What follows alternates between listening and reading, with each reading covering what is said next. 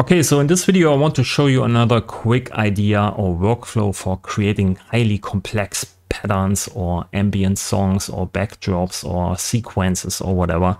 It's actually useful for kind of everything, from bass patterns to ambient patterns to percussions and so on.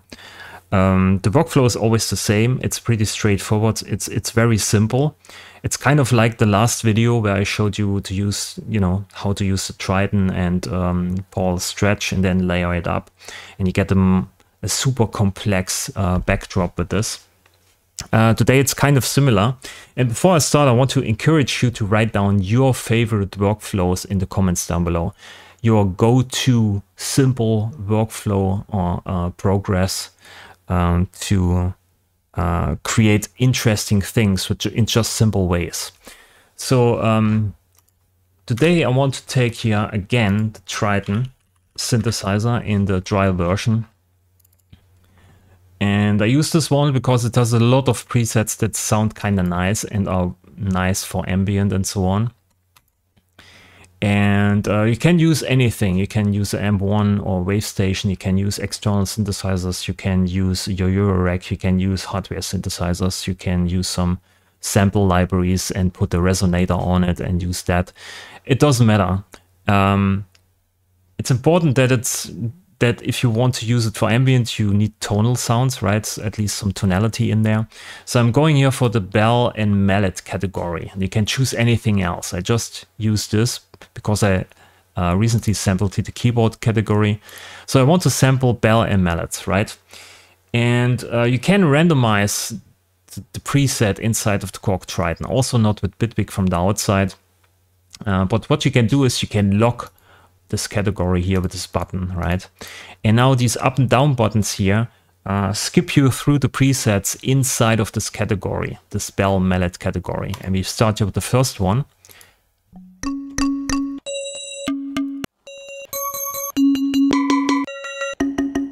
Right, you get a different sound each time on each preset. Yeah, pretty straightforward. So we lay down here one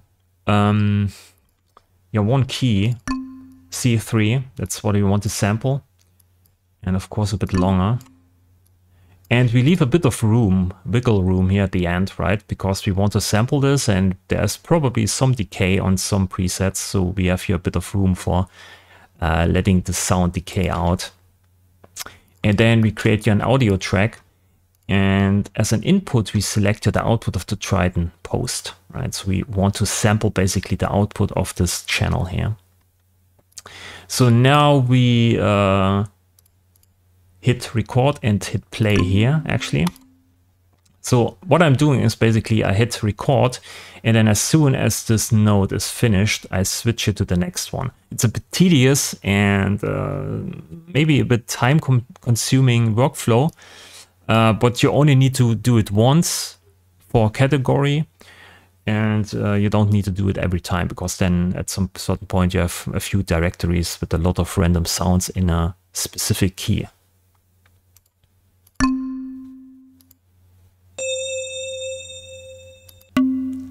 That's all I'm doing.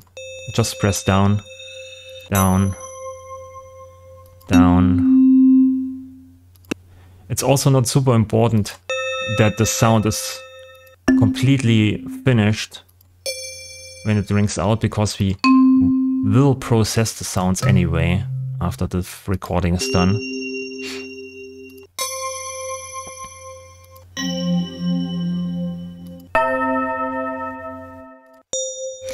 If you use maybe other plugins, not Triton, then you probably have a different workflow for switching the presets.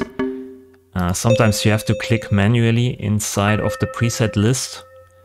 Sometimes there's a randomize button, which is nice, but then you sometimes also skip out of the category and you choose, instead of a synth, you choose a percussion preset, which is not good.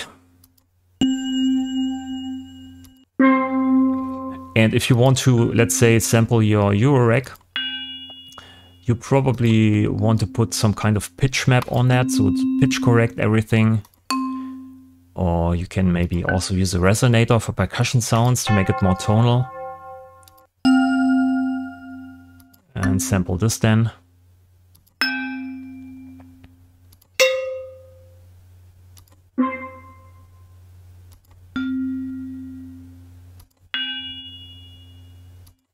Just a few more.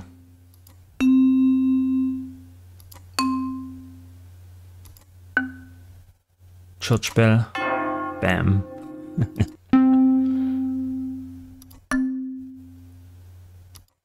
Okay, this line. Then we are done. Steel drums. And Glockenspiel. Done. Okay, so we have a bunch of samples here in this audio track. We can get rid of the Triton here, we don't need it anymore. And now we want to slice this up. So we go here for exactly grid size of 1 bar. You can see now there's a line on each bar. And because now we can select here this knife tool. And then all we have to do is hold down Alt all the time. We hold down the mouse button and then we just drag this over this audio file and we slice exactly at 1 bar. And because our clip is exactly 1 bar long, we basically get one sound in each box or in each clip. Okay, so now we have different things here, different audio events. We can right click and say normalize. So now each audio event, audio clip is normalized. Bam. This one here, there's something wrong with the... yeah, okay. So now that we have this, we select everything and we give it a name. And I already selected, sampled here something, my Triton here, also the keyboards, and I want to use the same naming convention. But here it's, instead of keyboards, it's bells. And I want to get rid here of the number at the end. Just leave here 1 dash. And then I want to select everything, bounce, post fader, no dither. Okay. Okay, so now you can see here, each clip gets a different name. Bells 1 C3, which is important for the sampler to have the C3 in here. Then bounce at the end and then a number. So now we can go here to the project panel and then to files, and then we have all the files we just created here in the second audio thing in here as a file, right? So we go to the directory here and create a new one. Let's call this bells. Select everything here, hold shift, drag this over. And here we can right click and say power rename. With power rename, I want to rename all these file names here and want to get rid of this bounce, right? Say here dash, bounce, dash, then replace it with nothing. So you can see here renamed, it looks like this. We have sample, minus, and then a number going up, which is exactly what we want, and not this ugly bounce in here. Rename it, bam. So now we can get rid here of all the tracks. And now we need a sampler. So we track this here, take all these samples and drag these into the sampler. In the sampler, we can right click and can say distribute velocity equally. And you can also go for select if you want to use here the select knob to change between the samples. That's also a way of doing it. But I want to use here velocity. So now we have basically all samples on each key on the keyboard, but only separated by velocity. And I can basically play each sample on each key, just using different velocity settings. And I press this pretty hard. I get, of course, here the top one. If I press soft, I get the lower samples. Nice. So now that we have this, we can go down here, maybe in the speed to 85 BPM, and we want to generate some nodes, node grid. And like I said, you don't need to do this first step all the time. It's just to gather some samples. And if you have a few directories with some samples in it, you don't need to do this step at all. I just want to show you how you can do it inside of Bitwig. So here in this node grid, we want to generate some nodes. So I go for transport. I go for triggers module here. I get the phase signal, switch this off, go to 1. This one will trigger here the nodes. Then I want to go for a dice, because each time we trigger a node, we want to generate a new or random value, and we use this value for the velocity. So you have a different velocity, which means we have a different sample on each node. Then we use a value here and quantize. And you go for D# minor. How surprising. Go in there. Maybe use a sample and hold here for that. Yeah, with this. So we trigger this. Okay, so now that we have this, we probably want to use stack spreading. Spread. And we use here voice stacking 16 voices. And now we can trigger this here.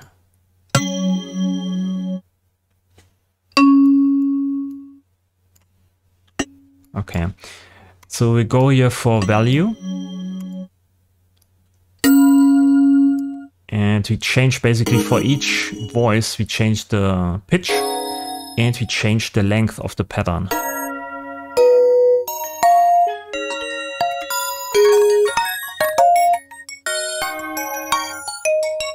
So you go to 4.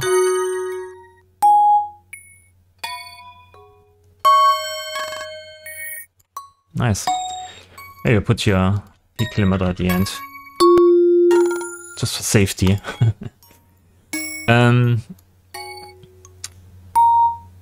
Okay, make the release longer here.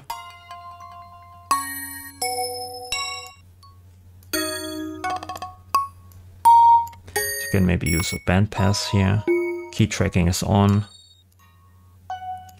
So now, because we are randomizing basically the velocity, we're not only changing the sample because of the velocity, we are also changing the loudness. So we can change this here with the velocity sensitivity. So when we pull this down, we basically have maximum velocity for each key, but we can also dial it slowly a bit in. So we have a different velocity, also a different loudness for each key. But the distance is not that big between the loudest and the widest.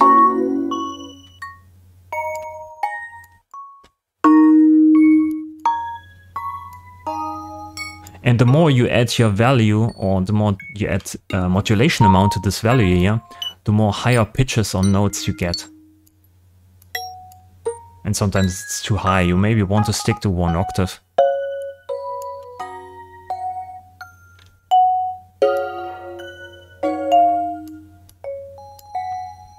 Let's go for some odd values here. You get some, yeah, in between nodes, not really on the grid, so you can use a quantize here. And put this on a 16 node grid, just to make sure.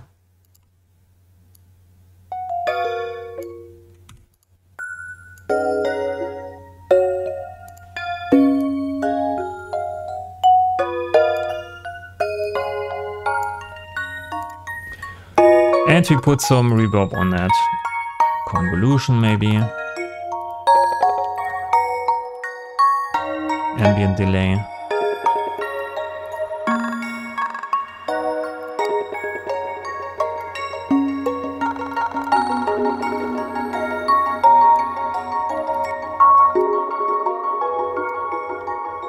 So we get a different tonality for each note, and it sounds very complex because you get a different preset or different key, and sometimes 2 keys at the same time.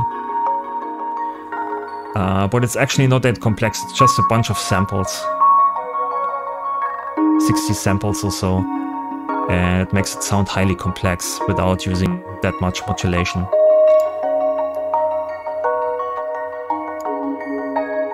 Okay, so now that we have this, we can use another sampler here. And this one here, I can do the same thing, but this time I go here for the keyboard category. Put this in there. And we use here the same note grid maybe, the quantizer. It's maybe a bit too loud. And here we want to go down, or actually I have to define here everything first. Right click, velocity equally, C3 is correct, yeah.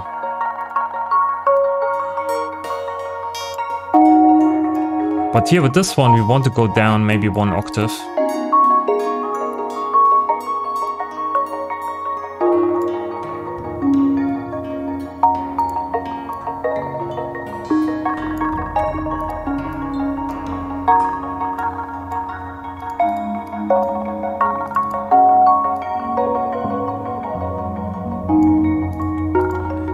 Yeah, here's a supermassive.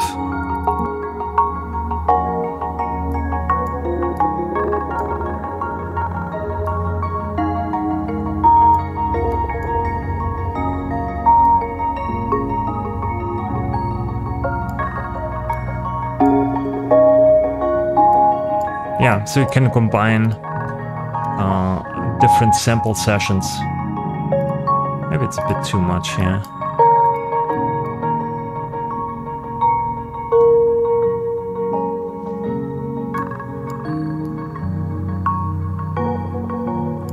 And we can also say here with the randomizer, want to trigger this on a note, and you want to put it on hold, and we want to change the tag time here for each note differently.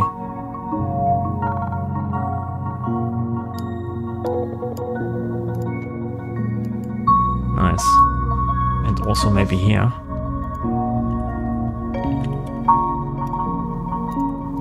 Note, hold.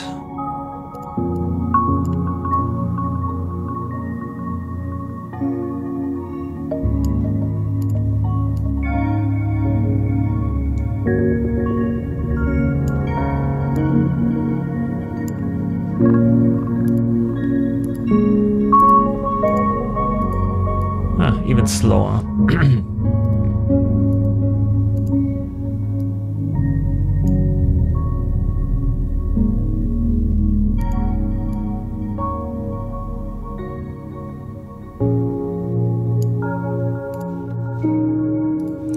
Yeah, and you can create basically nice atmospherics with this.